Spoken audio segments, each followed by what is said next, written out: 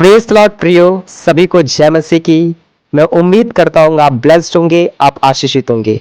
आज हम एक अद्भुत प्रभु की दासी कैथरीन कुलमन जी के परिचय के बारे में जानेंगे और मुझे बिलीव है आप ये परिचय को ग्रहण करने के बाद, इस परिचय को सुनने, उस अटेंड करने के बाद आपकी लाइफ सेम नहीं रहेंगी। पवित्र आत्मा अद्भुत तरीके से मेरी जिंदगी में, आपकी जिंदगी में अद्भुत तरीके से कार्य कर रहा है यीशु मसीह के नाम से।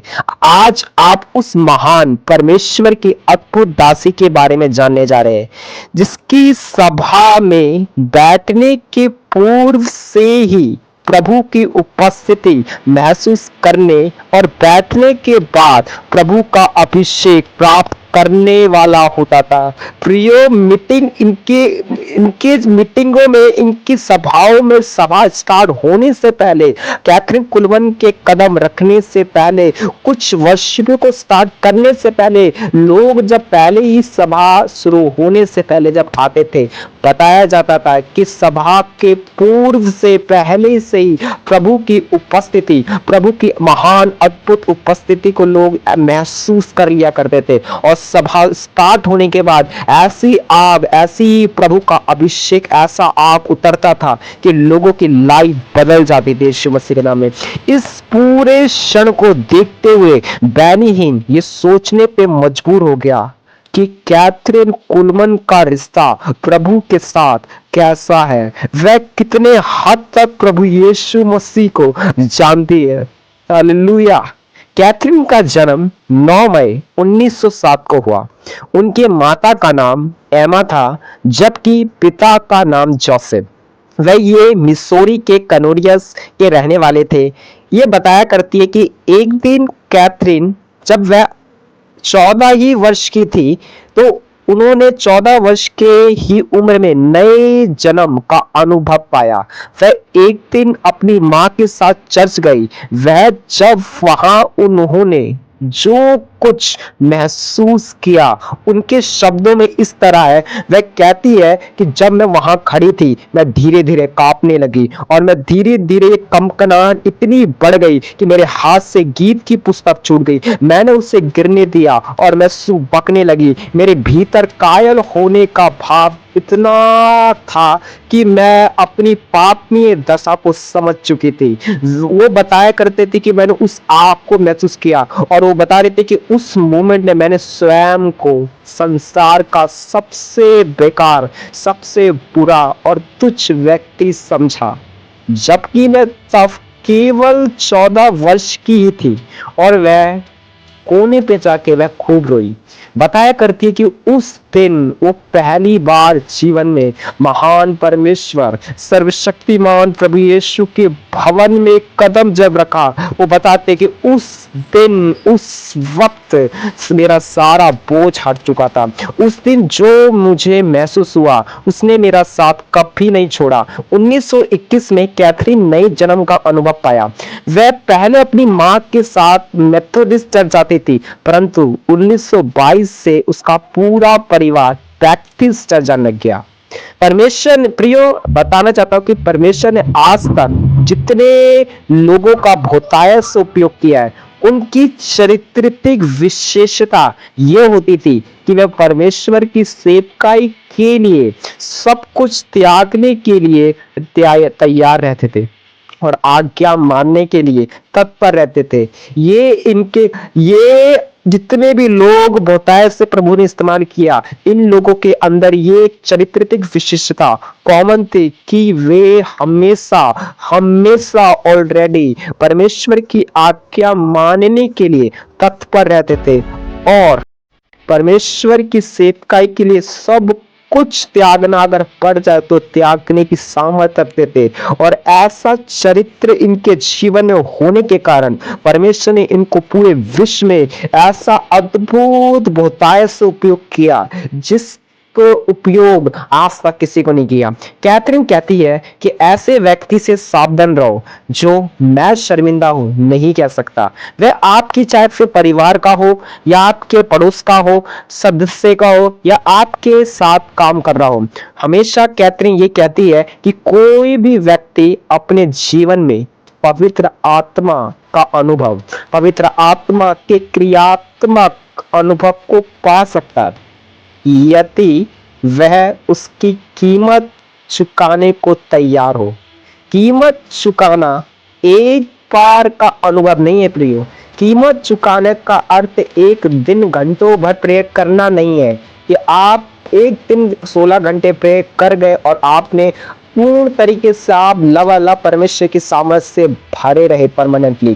कीमत चुकाना ये जीवन भर परमेश्वर का संरक्षण करना है, जीवन भर परमेश्वर के साथ चलना है, जीवन भर प्रतिदिन अपने आप को मारना है। वो बताती है कि मैं 1000 बार मरती हूँ तब जाके मैं परमेश्वर के पुलपिट पे महान परमेश्वर के वचनों को सुनाने के लिए तैयार होती हूँ।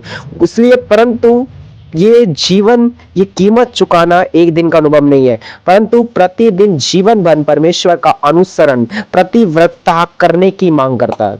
कैथरीन 5 वर्ष 1924 लेके 1928 अपनी बहन और जीजा के साथ रही और सेवकाई को प्रारंभ किया। वह घर का काम भी करती और उसके कारण होने वाले बोझ को कम करने का प्रयास करती और वह घंटों घंटों तक बाइबल पढ़ती थी।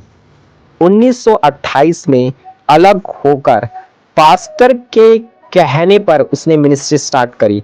प्रचार से पहले बताया करते हैं कि प्रचार से पहले उन्होंने सबसे पहले परमेश्वर के भवन में सबसे पहले उन्होंने खुद सफाई की।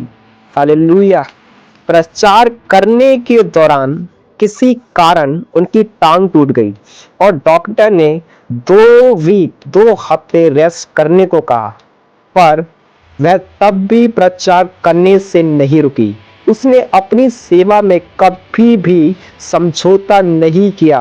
उसकी सेवकाई का रहस्य ही था कि उसका हृदय प्रभु यीशु के लिए पूर्ण रूप से समर्पित था। हालेलुया। उसका हृदय यीशु पर स्थिर था। वह स्वयं इतनी भक्ति खुदा की थी कि वह पवित्र आत्मा को कभी शोकित ना होने दे, ऐसा प्रतिदिन प्रयास करती रहती थी। प्रियो, वो जो अपने जीवन में करती रहती थी, आज मुझे और आपको ये सब कुछ करने की जरूरत है। हालेलुया। कैथरीन की प्रारंभिक सेवकाई में 2 गुण विकसित हुए। पहला समर्पण, दूसरा परमेश्वर और उनके लोगों के प्रति निष्ठा। इन्हीं के द्वारा उनकी आत्मिक समझ विकसित और परिपक्व हुई।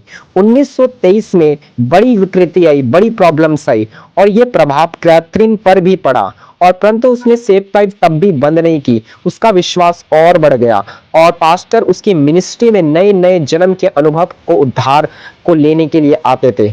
1935 में वह वापस डेनवर आई। पुनः उसने कार्य प्रारंभ किया डेनवर रिवाइवल के नाम से। यहाँ उसने एक बोर्ड लगाया था और बोर्ड में लिखा था, प्रार्थना सब कुछ बदलने की सामर्थ रखती है। और ये एक ऐसा स्थान आत्मिक जागृति केंद्र बन गया। हर रोज एवरी डे मीटिंग होने शुरू हो गई, संडे स्कूल प्रारंभ हो गए और जेल व अस्पताल में प्रचार सेवा प्रारंभ हो गई। और एक दिन कैथरीन ने एक ऑलरेडी शादीशुदा प्रचारक बीए वॉल्ट्रिप से विवाह किया। वॉल्ट्रिप ऑलरेडी डिवोर्स हो चुका था पहली पत्नी से। बगैर किसी अनैतिक कारण से उसके बच्चे भी थे। वह अपने आप को कुमारा घोषित करता था, लेकिन कैथरीन इस व्यक्ति के मोह में फंस गई और उससे विवाह कर लिया। लोगों के अनुसार वॉल्ट्रिप कैथरीन से प्रेम नहीं करता था, वह उसके प्रचार का इस्तेमाल धन, उकाई, चंदा वसूली के लिए करना चाहता था। कैथरीन अपने मित्रों वॉल्ट्रिप की माँ अन्य किसी की बात ना मानते हुए वॉल्ट्रिप से विवाह किया और विवाह के बाद कैथरीन की सेवकाई जो 5 वर्षों के कठोर परिश्रम से तैयार हुई थी, प्रियो, वो टूट गई। ये विवाह एक शैतान का फंदा था। कैथरीन जब तक समझी तब तक बहुत देर हो गई। लोगों की बातें और तिरस्कार उस पर टूट पड़े, फिर भी उसने अपने आप को स्थिर किया। इनका परिचय में इस प्रकार से बताते हैं कि इतना संघर्ष, इतना टूट पड़ा, लोग इतना उन्हें कहना लग गए, और जो अथक प्रयास, अथक महान परमेश्वर की उपस्थिति में बिताए गए, जो उन्होंने मिनिस्ट्री बढ़ाई थी, जो आत्मा ने उनके लाइफ में कार्य किया था, सिर्फ एक मिस्टेक के कारण परमेश्वर की सारी दी हुई राज्य समाप्त हो गया, उनके जीवन में जो होना जा रहा था। पर बताया जाता है कि इनकी एक मिस्टेक इनके जीवन में ऐसे अद्भुत रिवाइवल को उत्पन्न किया जो आज तक इस मानव जाति में और कहीं नहीं हुआ होगा। प्रियो, बताया जाता है कि अपनी गलतियों को उसने स्वीकार तो किया और उन्होंने निकलने का निर्णय भी लिया। कहा जाता है कि इन गलतियों के बाद ही कैथरीन ने अपनी सेवकाई में शक्तिशाली प्रकाशन पाए, जो उसे विश्वास की सेवकाई तक ले गए, और उसने 1947 में फाइनली उनका डिवोर्स हो गया। कैथरीन ने 6 वर्ष विवाह में और 2 वर्ष पूर्णकालीन सेवकाई में वापस आने के लिए अथक प्रयास में बिताए। Hallelujah, thank you Jesus name. प्रियो, उन्होंने 6 वर्ष अथक प्रयास में, प्रभु यीशु की उपस्थिति में अथक प्रयास में बिताए, और कैथरीन अपनी सेवकाई में आगे बढ़ने लगी। उधर वॉल्ड्रिप किसी महिला के पैसे चोरी करने के आरोप में जेल चला गया और जेल ही में मर गया। कैथरीन अब तक उद्धार पाने वालों के लिए दुआ करती थी, परंतु अब चंगाई पाने वालों के लिए सर पर हाथ रख के प्रार्थना करने लग गई। कैथरीन को ये जरा भी ज्ञान नहीं था कि परमेश्वर उसे चंगाई के लिए अंतरराष्ट्रीय, इंटरनेशनल स्तर पे कार्य में लाएगा। और अब उसकी अंतरराष्ट्रीय सेवा प्रारंभ हो गई, वह विदेशों में विख्यात हो गई। उसकी चंगाई सभा में बड़े बड़े आश्चर्य कर्म होने लगे, लंगड़े चलने लगे, बहरे सुनने लगे, असंभव संभव में बदल गया, हर चीज खुदा अद्भुत कार्य करने लग गया। प्रियो, ये सिर्फ एक मिस्टेक के बाद जब उन्होंने अथक प्रयास, बताया जाता है कि उन्होंने अथक प्रयास में बिताए, तब जाके परमेश्वर ने दोबारा ऐसा अद्भुत तरीके से उनको उपयोग किया। माय गॉड, हालेलुया, प्रभु यीशु मसीह के नाम में। और सभाओं में 15,000 से अधिक लोग आने शुरू हो गए। उसका पूर्ण समर्पण प्रभु के प्रति था। वह पवित्र आत्मा को अपने से दूर नहीं होना देना चाहती थी। Yes, hallelujah.